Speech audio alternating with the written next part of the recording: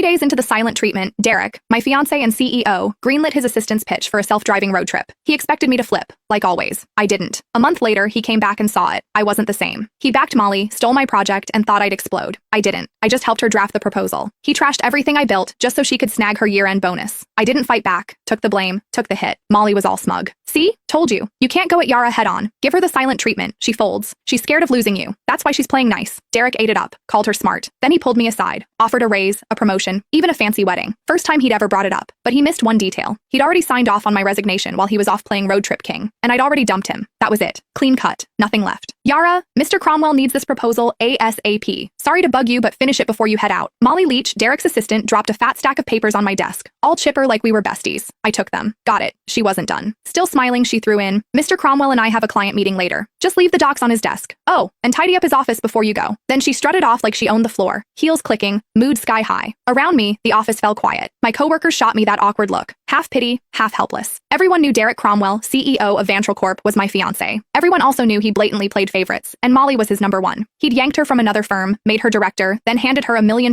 project I'd busted 2 months bringing in and prepping. When I pushed back, he called a team vote, thinking everyone would back him. Wrong. The whole team voted for me, except him. Molly got 1 vote. His. He lost it. Accused me of stirring up cliques. Didn't just take the project away, he demoted me in front of everyone and slashed the salaries of the people who'd backed me. Nobody dared speak up. Later, he apologized. Said didn't want it to look like favoritism. Claimed Molly might feel left out. I used to believe that crap. Now, it's a joke. Molly couldn't even keep up with our interns. Didn't want it to look like favoritism? Please. He was straight up playing favorites. Everyone saw it but him. I heard footsteps upstairs and looked up. Derek. He showed up at the stairwell, glanced my way, then walked out without saying a word. Changed into some casual suit. Even from here, I caught that cedar cologne. He never used to wear cologne. That one? Molly's gift. Yeah, he knew exactly what he was doing. He'd been pulling this kind of stuff for years. It started after I found their goodnight texts. Couldn't stay quiet. I confronted him. Derek said I was being petty. Then, like it proved some point, he used it as an excuse to make it official and moved Molly to work directly under him. The more upset I got, the harder he leaned in, dragging her to every social event, serving her food, even wiping her mouth at company dinners. When we fought, he'd ice me out. When I apologized, he'd round up his buddies to lecture me like I was some jealous mess. For a while, I actually blamed myself. Thought maybe I wasn't generous enough. Thought maybe that's why we ended up here. But on day 3 of one of his silent treatments, when I was too sick to even sit up and he still packed his bags for a trip with Molly, I gave up. That's when it hit me. He wasn't trying to be noble. He just used my pettiness as a shield so he could keep doing what he wanted without feeling guilty. Even if I hadn't caught those late-night chats, he would have just found another excuse to be with her. After their latest business trip, they were still grabbing dinner, drinks, playing tennis, same routine. But something between them had changed. I could feel it. Not that it mattered. 5 years together, and it was done. This whole mess had dragged on long enough. I was the last one in the office, finishing up the proposal. Checked my phone. Molly had been busy posting. Candlelit dinner at some fancy spot. 2 plates of steak.